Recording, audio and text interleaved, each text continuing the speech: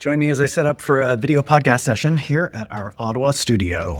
So we'll start by turning on the overhead lights, uncovering our mixer for audio, the Allen & Heath SQ5, and then the ATEM Extreme ISO video switcher. Turn on the iPad and then flip on our Amaran studio lights.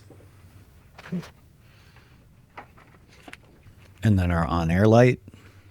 And power up the cameras with that last remote. Taking the lens caps off all the cameras.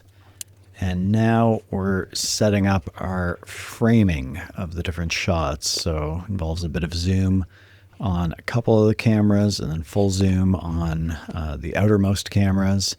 And we'll adjust this once the guests arrive as well. And then we've got all our shots framed up. We'll check them on the multi-view to make sure everything's looking good. And then we'll fire up Prompt Smart if the client asked for a teleprompter. And you can see it here set up where the client can see it. And this is the view that the client sees in our studio space. Turn on the TV next. We might have a Zoom call or a Riverside call that we're connecting to, so the clients can see it there. Get water for everyone. We were doing bottled water during COVID, but now we have this nice filtered water filler in the hall of our office, so we're using these carafes of tap water. It gives a better look on camera than bottled water. One of the last things we do before starting a video podcast session is start recording on all the cameras. That's typically our backup recording.